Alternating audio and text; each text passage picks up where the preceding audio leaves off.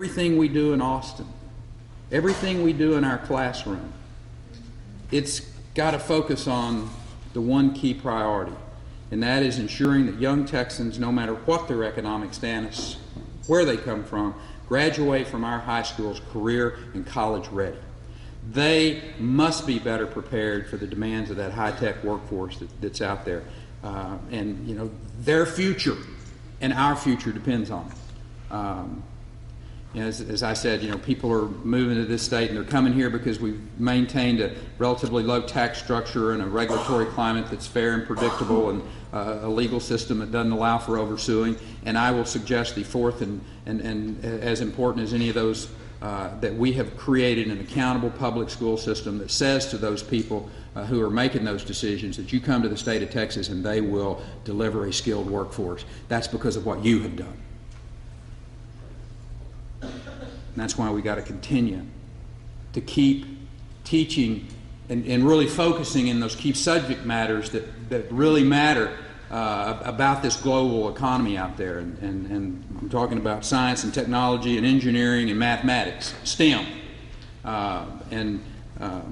Those are the ones that directly feed into those high-tech professions, you know, whether it's chip development or computer science, biotechnology.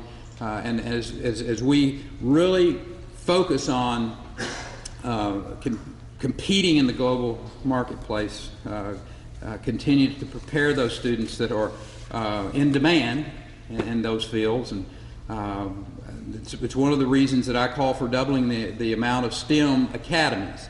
As this next legislative session comes, we got 46 right now. I'd like to see it go to at least 92.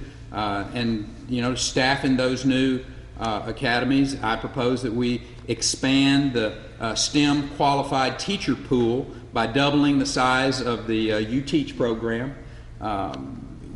We need to engage more high school students in the STEM field, obviously, and we need to encourage them to go into those very competitive fields. And I think one of the ways you do it is you know, kind of the classic old way is you give them an incentive and create a scholarship program.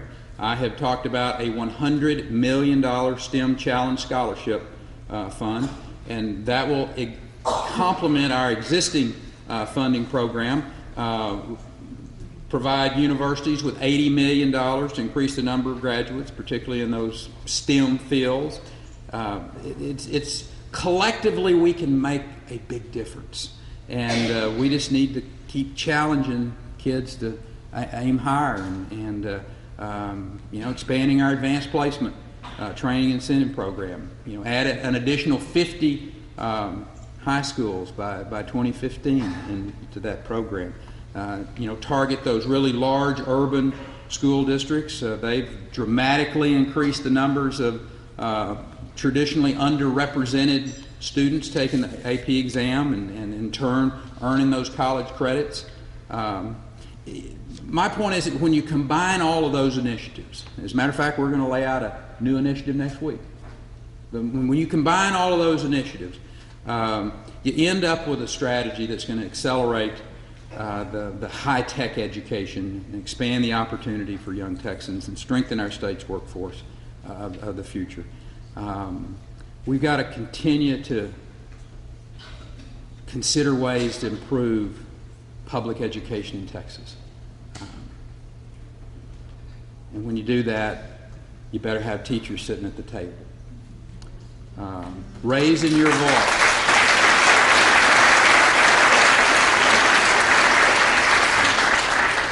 I know this was true however many years ago that's been now, but raising your voice in the classroom gets a student's attention. But your opinion carries amazing weight in the form of public opinion. Do not forget that. And do not be afraid to express that opinion in those places where you have the opportunity. Your support helped pass legislation that keeps school districts from forcing you to assign minimum grades today.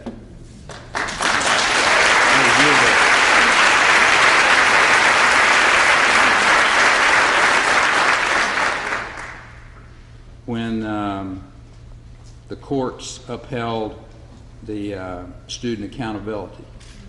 It was because of the work that you had done. It was because of the voice that you raised and the opinions that you let know. And I sincerely appreciate TCTA's support when I declined participation in the federal Race to the Top program. And I know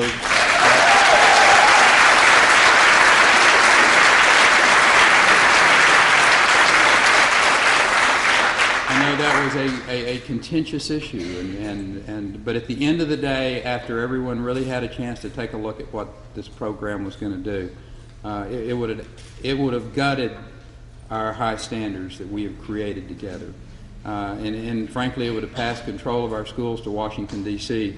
In exchange for, I tell people the amount of money that they were dangling in front of us was approximately 2% of our total state's annual education budget. And I just don't think national tests and national standards, we're not that cheap in Texas.